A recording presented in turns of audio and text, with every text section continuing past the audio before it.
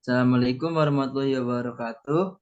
Perkenalkan, saya dari kelompok 4, Organisasi dan Manajemen yang berjudul Individual Behavior and Difference, yang beranggotakan saya sendiri, Rian Satria Pratama. Saya Syifa Zahra. Saya Dendi Fatur Muhammad. Saya Niken Amanda. Saya akan mempresentasikan hasil dari kerja kelompok kami. Di sini dengan materi individual behavior and differences. Pertama, kerangka kerja untuk memahami individu. Di sini kita punya 3 set variabel yang mempengaruhi perilaku manusia dalam organisasi. Yang pertama ada individual. Individual di sini mencakup banyak faktor yang berkaitan dengan karakteristik unik dari masing-masing individu di dalam organisasi. Hal ini mencakup aspek seperti kepribadian, nilai-nilai, sikap, keterampilan, pengetahuan, dan tingkat motivasi karyawan. Perilaku individu dapat mempengaruhi bagaimana mereka berinteraksi dengan rekan kerja, atasan, dan bawahan, serta bagaimana mereka mengatasi tugas dan tantangan di tempat kerja. Yang kedua ada psikologikal. Variabel psikologis ini merujuk pada faktor-faktor yang berhubungan dengan keadaan mental dan emosional individu dalam konteks organisasi. Ini mencakup aspek seperti tingkat kepuasan kerja, tingkat stres, komitmen terhadap organisasi, persepsi terhadap lingkungan kerja, dan tingkat keterlibatan karyawan. Faktor-faktor psikologis ini dapat mempengaruhi motivasi, produktivitas, dan tingkat retensi karyawan dalam organisasi. Kemudian variabel ketiga ada organisasional. Variabel ini mencakup faktor-faktor yang berkaitan dengan struktur, budaya, dan sistem yang ada di dalam organisasi. Ini termasuk gaya kepemimpinan, kebijakan,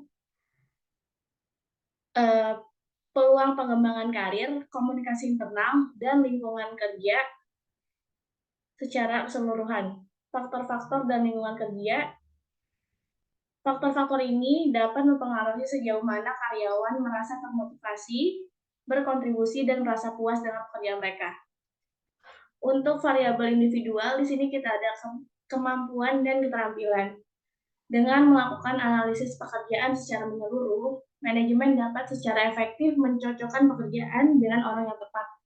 Bahkan jika seseorang karyawan termotivasi, jika dia kurang memiliki keterampilan dan kemampuan yang diperlukan, mereka akan gagal.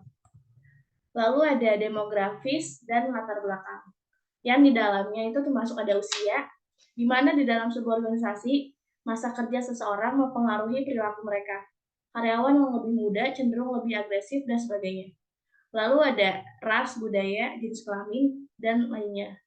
Hal-hal ini mempengaruhi persepsi kita terhadap tindakan-tindakan yang berbeda. Mereka dapat menyebabkan kita menggeneralisasi atau menjadi defensif dan sebagainya. Lalu ada variabel psikologikal yang persepsi itu termasuk di mana persepsi ini merupakan proses kognitif dengan mana seseorang memberikan makna pada lingkungan. Yang juga berbeda dari sensasi, di mana dalam sensasi Anda hanya memiliki tindakan menerima rangsangan lingkungan. Kemudian dalam banyak kasus juga kita dapat merasakan dan mempersepsikan dua hal yang berbeda. Kenapa? Karena hal ini terjadi karena adanya variabel individu. Kemudian ada perbedaan individu yang mempengaruhi perilaku dalam bekerja. Perbedaan-perbedaan ini termasuk pewarisan dan keberagaman, sikap, kemampuan dan keterampilan, persepsi, juga kepribadian. Untuk kemampuan dan keterampilan, di sini kita punya kunci kemampuan yang termasuk kemampuan mental, kecerdasan emosional, dan pengetahuan tersirat. Kemampuan sendiri itu merupakan bakat seseorang, bawaan atau terpelajar untuk melakukan tugas mental atau fisik. Sedangkan keterampilan merupakan bakat yang dipelajari seseorang untuk melakukan tugas atau kompetensi terkait tugas. Kemudian ada persepsi. Persepsi di sini yang pertama ada penyempurnaan, di mana hal-hal terkadang disalahartikan ketika informasi yang diberikan tidak lengkap. Kemudian ada stereotip berdasarkan bias tertentu terhadap hal-hal seperti jenis kelamin, ras, atau gender. Yang ketiga ada perhatian selektif, di mana kita memperhatikan hal-hal yang penting atau baru bagi kita. Kemudian ada keadaan emosional dan kebutuhan, di mana kita dapat melihat apa yang kita mau atau butuh untuk kita lihat. Kemudian proses persepsi. Di sini ada stimulus atau rangsangan, di mana proses dimulai dengan adanya rangsangan dari lingkungan, seperti suara, gambar, atau informasi sensori lainnya. Lalu ada observasi, di mana setelah menerima rangsangan, individu melakukan pengamatan terhadap informasi tersebut melalui indera mereka, seperti melihat, mendengar, atau merasakan. Lalu setelahnya ada faktor pengaruh diri. Jadi selama proses persepsi, faktor-faktor internal individu seperti pengetahuan sebelumnya, pengalaman, sikap, dan nilai-nilai pribadi turut mempengaruhi bagaimana informasi itu diberikan makna.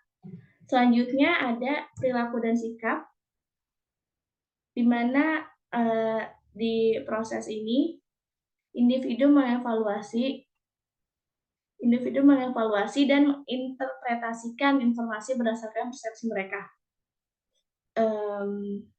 Proses ini melibatkan penafsiran atau penilaian terhadap rangsangan yang diterima.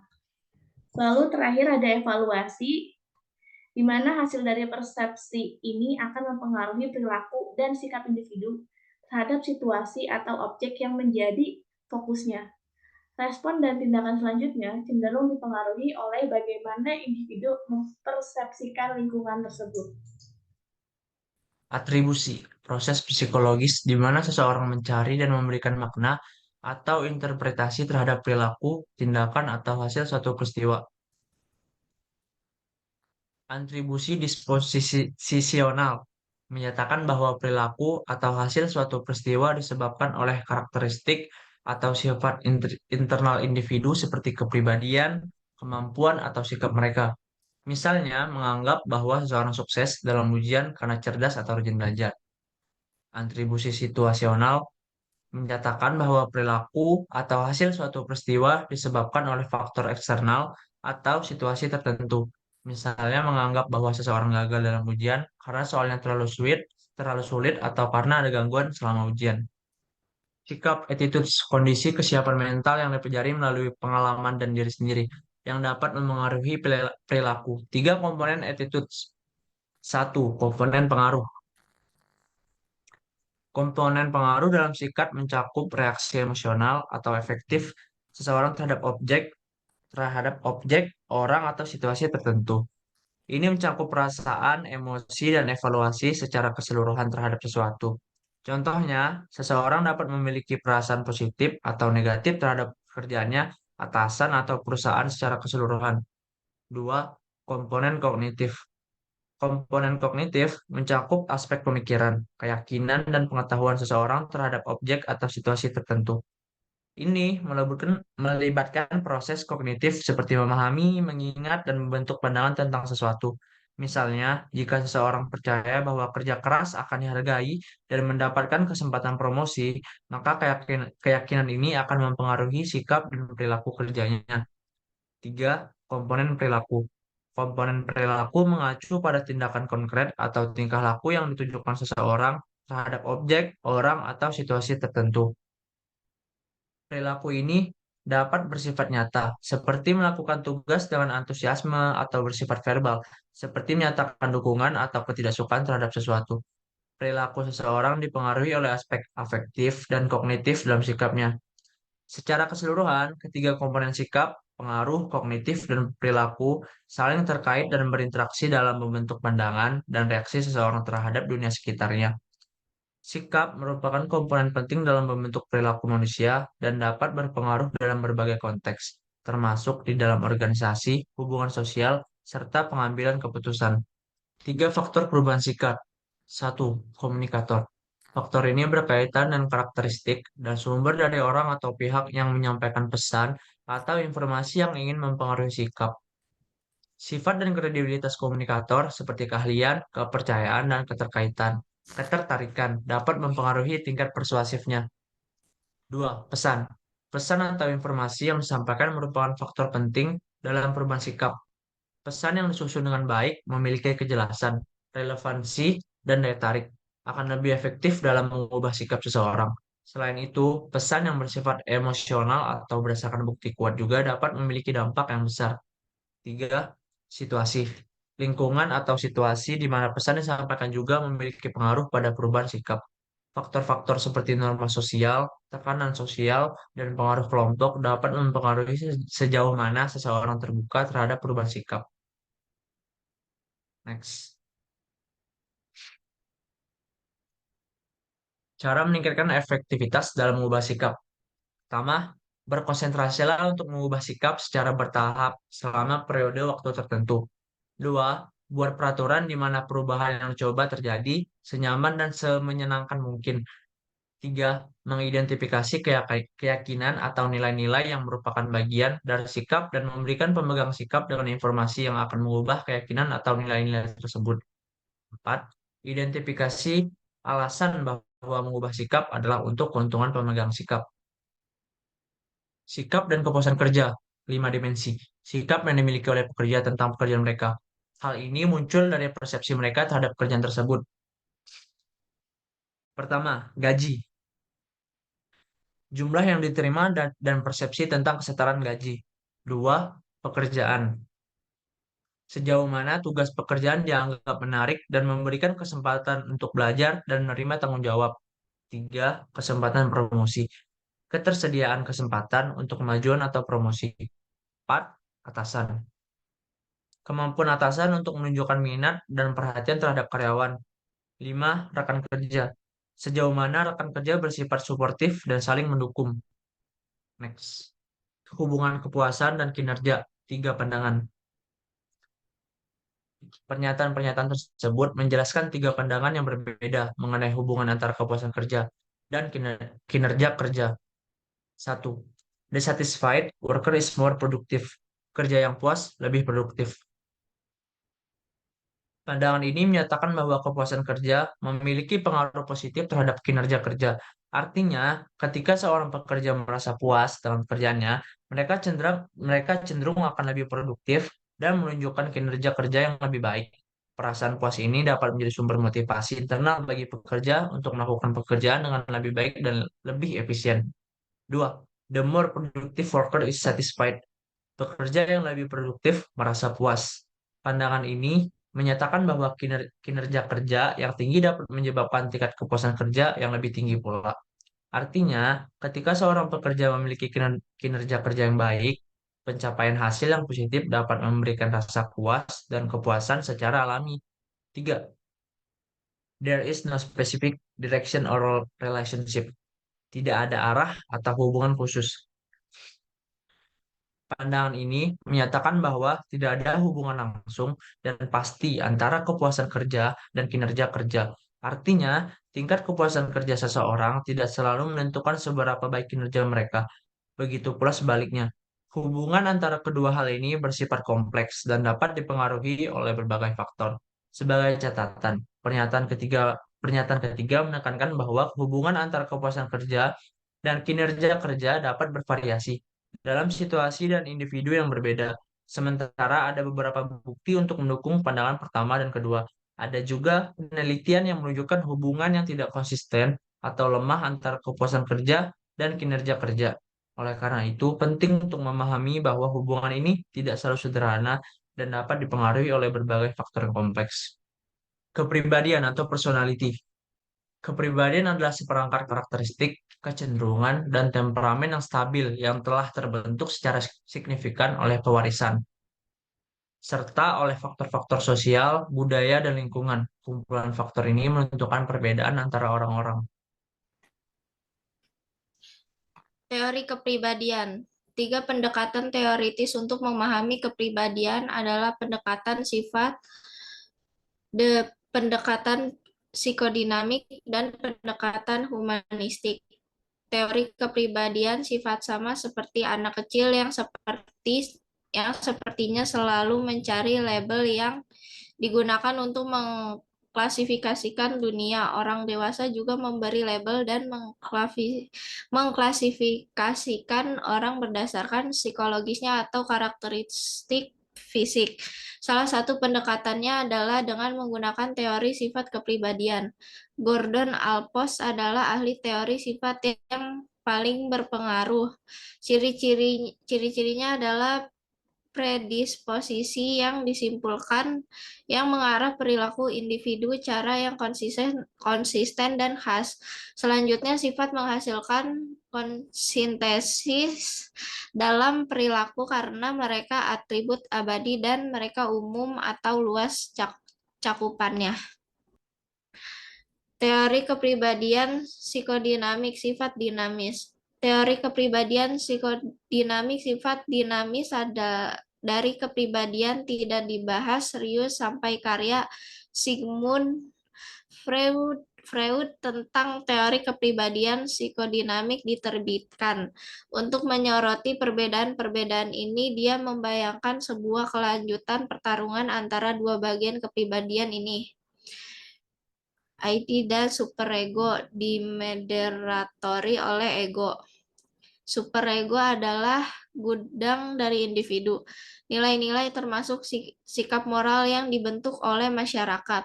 Superego yang sesuai secara kasar terhadap hati nurani seringkali bertentangan dengan ID. ID ingin melakukan apa yang dirasa baik.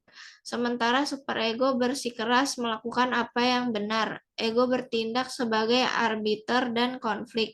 Ini mewakili gambaran seorang tentang realitas fisik dan sosial, tentang apa yang mengarah ke apa dan hal-hal apa yang mungkin terjadi di dunia yang dirasakan.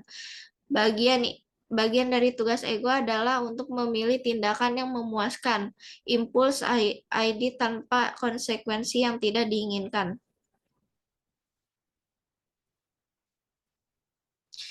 Teori kepribadian humanistik.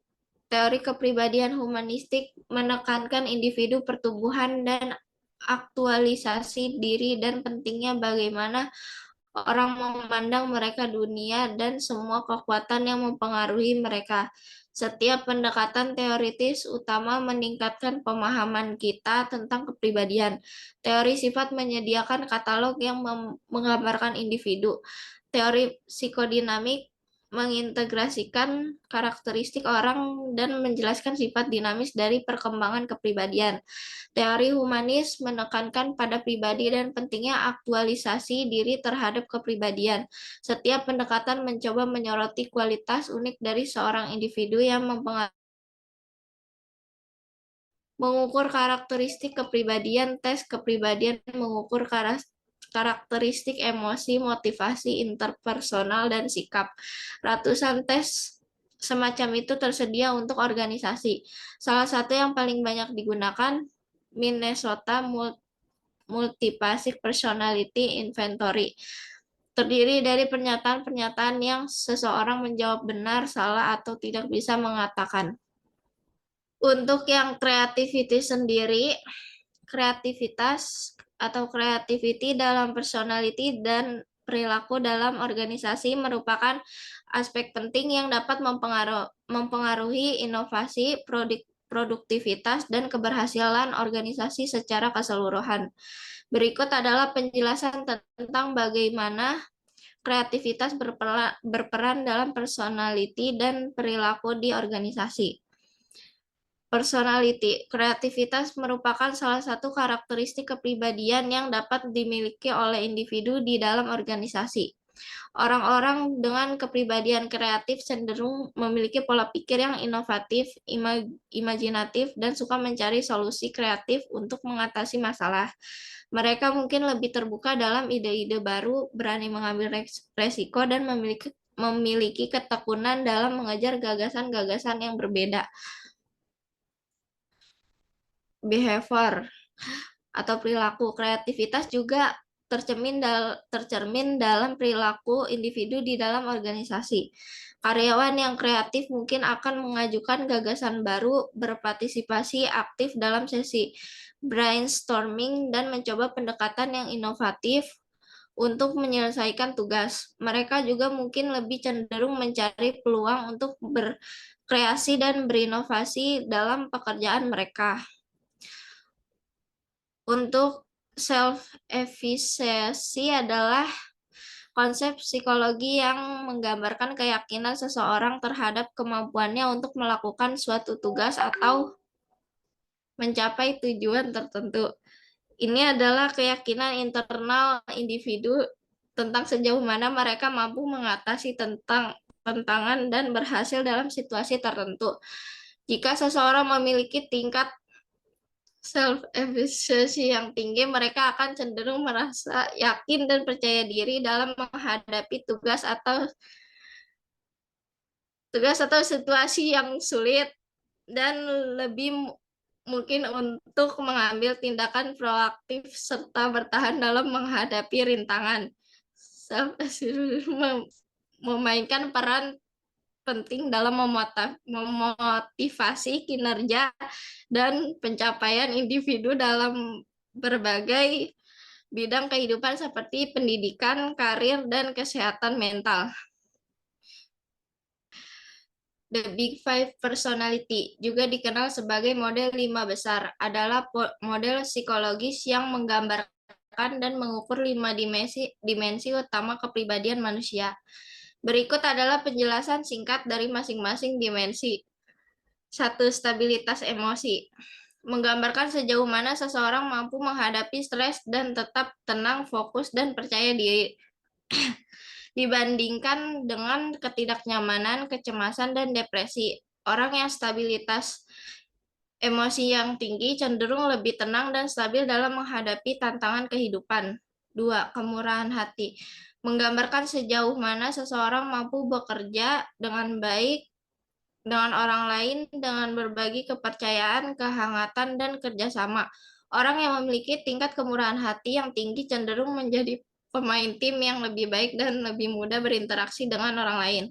3. Keterbukaan terhadap pengalaman. Menggambarkan rentang minat seseorang terhadap hal-hal baru. Orang terbuka, cenderung kreatif, penasaran, dan sensitif secara artistik, dibandingkan dengan sikap yang lebih kaku dan terbatas. 4. Konsentrisitas.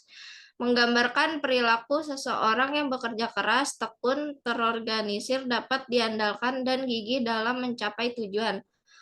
Orang yang memiliki konsentrisitas tinggi cenderung memiliki tingkat motivasi yang tinggi dan berkinerja baik dalam berbagai jenis pekerjaan. 5. Ekstroversi, introversi. Menggambarkan tingkat seseorang individu dalam bersosialisasi, ramah, dan percaya diri dibandingkan dengan seseorang yang lebih pendiam, tenang, dan pemalu. Orang yang ekstrovert cenderung lebih menyukai interaksi sosial dan memiliki tingkat energi sosial yang tinggi. Model Big Five ini telah banyak digunakan dalam bidang psikologi dan manajemen untuk memahami perbedaan kepribadian individu dan bagaimana hal itu mempengaruhi perilaku dan performa dalam berbagai konteks termasuk di lingkungan organisasi. Locus of control. 1. Internal locus of control. Seseorang dengan internal locus of control percaya bahwa mereka memiliki kendali atas kehidupan mereka, tindakan, dan hasil yang mereka capai. Individu dengan locus of control internal cenderung menganggap bahwa keputusan dan usaha yang mereka lakukan berkontribusi pada hasil yang mereka peroleh, sehingga mereka cenderung lebih termotivasi, berinisiatif, dan bertanggung jawab atas tindakan mereka. Contoh, seorang mahasiswa dengan internal locus of control percaya bahwa pencapaian akademiknya bergantung pada upaya dan usahanya sendiri. Dia mungkin berpikir, saya mendapatkan nilai yang baik karena saya rajin belajar dan mempersiapkan ujian dengan baik. 2. External locus of control. Seseorang dengan external locus of control cenderung percaya bahwa kehidupan dan peristiwa yang mereka alami banyak ditentukan oleh faktor di luar kendali mereka, seperti keberuntungan, nasib, atau orang lain. Individu dengan locus of control eksternal cenderung merasa bahwa tindakannya atau usaha mereka memiliki dampak yang terbatas pada hasil, sehingga mereka mungkin merasa kurang termotivasi dan lebih cenderung untuk menyalahkan faktor eksternal atas kegagalan atau keberhasilan. Contoh, seorang pekerja dengan external locus of control mungkin berpikir bahwa kenaikan gaji atau promosi bergantung pada keberuntungan atau pandangan atasan. Dia mungkin berpikir, saya tidak pernah mendapatkan kenaikan gaji karena atasan saya tidak menghargai kerja keras saya. Locus of control dapat mempengaruhi cara individu berpikir, merespon tantangan, menghadapi stres, dan mengambil keputusan. Konsep ini telah banyak dipelajari dalam psikologi dan memiliki implikasi yang penting dalam pemahaman tentang perilaku manusia, termasuk di dalam konteks pendidikan, pekerjaan, dan interaksi sosial. Machiavellianism, sebuah konsep yang berasal dari tulisan-tulisan filsuf Italia dan negarawan Niccolò Machiavelli 1469 sampai 1527 membantu menjawab pertanyaan tersebut. Machiavelli prihatin dengan manipulasi orang dan dengan orientasi dan taktik yang digunakan untuk manipulator versus non-manipulator. Machiavelli dengan konotasi negatif dikaitkan dengan manuver politik dan manipulator kekuasaan. Dari deskripsi anekdot, taktik kekuasaan, dan sifat orang berpengaruh sebagai skala telah dibangun untuk mengukur Machiavellianis untuk skala mengatur pernyataan seputar sekelompok keyakinan tentang taktik orang dan moralitas. Emotional intelligence. Psikolog Daniel Goleman memperkenalkan diskusi tentang kemampuan mental. Itu konsep kecerdasan emosional EQ. EQ seseorang mengacu pada kemampuan untuk secara akurat memahami, mengevaluasi, mengekspresikan, dan mengatur emosi dan perasaan. Emosi sulit untuk ukuran, namun Goleman dan lainnya menyarankan bahwa ini adalah 5 komponen IQ: pengaturan diri, kemampuan menenangkan kecemasan, mengendalikan impulsif, dan bereaksi dengan tepat terhadap kemarahan, motivasi, hasrat untuk bekerja karena alasan yang melampaui uang atau status empati, kemampuan menanggapi perasaan orang lain yang tak terucapkan, kesadaran diri, kesadaran akan kepribadian atau individualitas sendiri, dan keterampilan sosial, suatu kecakapan untuk mengelola hubungan dan membangun jaringan. Next. Ketika seorang individu menerima pekerjaan dengan organisasi, kontrak psikologis tersirat didirikan karena perbedaan persepsi, atribusi, sikap, nilai, kepribadian, dan emosi. Individu membentuk pandangan pribadi tentang harapan yang melekat di dalamnya kontrak psikologis. The psychological contract bukanlah dokumen tertulis antara seseorang dan organisasi, itu adalah pemahaman tersirat tentang kontribusi timbal balik. Pelanggaran kontrak psikologis didefinisikan sebagai persepsi orang bahwa dirinya organisasi gagal memenuhi atau mengingkari satu atau lebih kewajiban. Seperti yang dijelaskan oleh Morrison dan Robinson, 117 persepsi memiliki porsi kognitif dan porsi emosional atau perasaan. Pelanggaran oleh pemberi kerja dapat memengaruhi tidak hanya kepercayaan orang tersebut, tetapi juga apa yang dia rasa wajib untuk diberikan atau dikontribusikan kepada organisasi. Sebagian besar penelitian tentang kontrak psikologis tidak berfokus pada pelanggaran yang disarankan kewajiban antar pihak. Tabel 4,6 Tabel 4.6 mencantumkan sejumlah kemungkinan pelanggaran organisasi dan menawarkan penawaran dari sudut pandang karyawan. Jenis-jenis pelanggaran terhadap kontrak psikologis serius dapat merusak perasaan, niat baik, dan kepercayaan yang dipegang oleh karyawan terhadap organisasi. Next. Proses perseptual individu membantu orang menghadapi realitas dunia. Orang-orang dipengaruhi oleh orang lain dan oleh situasi, kebutuhan, dan pengalaman masa lalu. Sementara seorang manajer mempersepsikan karyawan, para karyawan juga mempersepsikan manajer. Sikap terkait dengan pola perilaku secara kompleks. Mereka terorganisir dan mereka memberikan dasar emosional untuk sebagian besar hubungan interpersonal seseorang. Mengubah sikap sangat sulit dan membutuhkan paling tidak kepercayaan pada komunikator dan kekuatan pesan. Kepuasan kerja adalah sikap yang dimiliki pekerja tentang pekerjaan mereka. Temuan penelitian menyarankan bahwa pekerja yang puas belum tentu berkinerja lebih tinggi. Kepribadian yang dikembangkan jauh sebelum seseorang bergabung dengan suatu organisasi dipengaruhi oleh hereditari, budaya, dan determinan sosial. Untuk mengasumsikan bahwa kepribadian dapat dimodifikasi dengan mudah, dapat mengakibatkan frustasi manajerial dan masalah etika. Manajer harus mencoba mengatasi perbedaan kepribadian di antara orang-orang dan tidak mencoba mengubah kepribadian agar sesuai model orang ideal mereka. Variabel kepribadian seperti locus of control, self-efficacy, Machiavellianism, dan kreativitas diasosiasikan dengan perilaku dan kinerja. Meski sulit diukur, variabel-variabel ini tampaknya menjadi aspek kepribadian yang penting dalam menjelaskan dan memprediksi perilaku individu. Ketika seseorang bergabung dan tetap menjadi bagian dari suatu organisasi, sebuah psikologis tersirat kontrak dibuat antara pekerja dan majikan.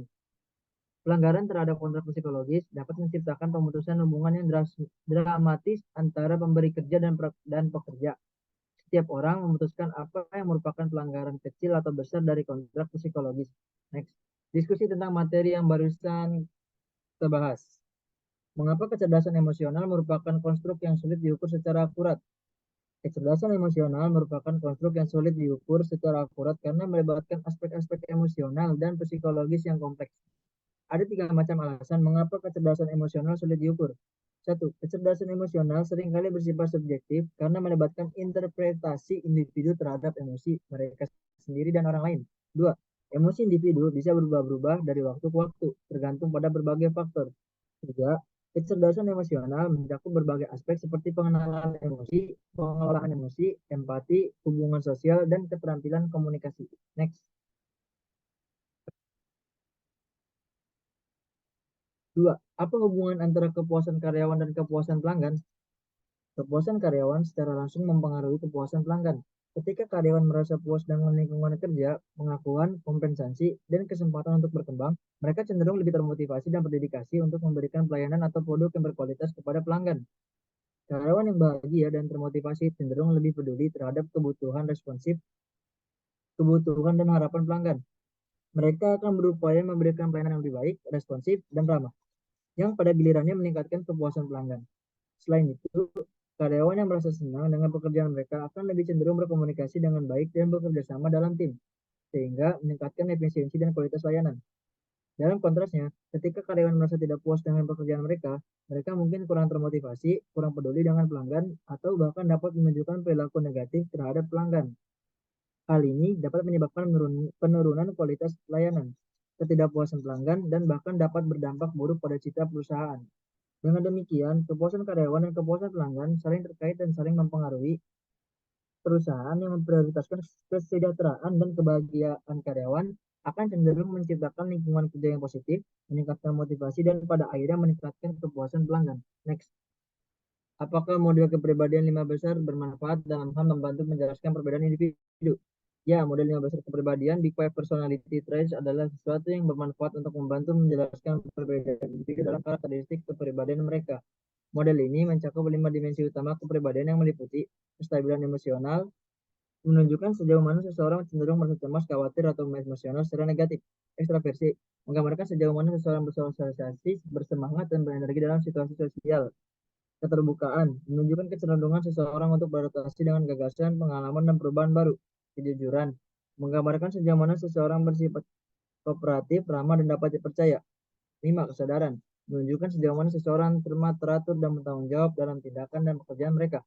Dengan memahami karakteristik kepribadian seseorang melalui model yang besar ini, kita dapat memperoleh wawasan yang lebih baik tentang bagaimana seseorang merespon situasi, berinteraksi dengan orang lain, dan menjalani kehidupan sehari-hari mereka.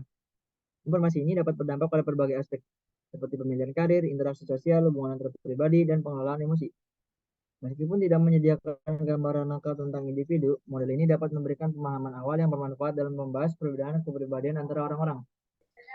Sekian dari kelompok kami. Bila ada tutur kata salah mohon dimaafkan. Wabillahi taufik wal hidayah. Wassalamualaikum warahmatullahi wabarakatuh.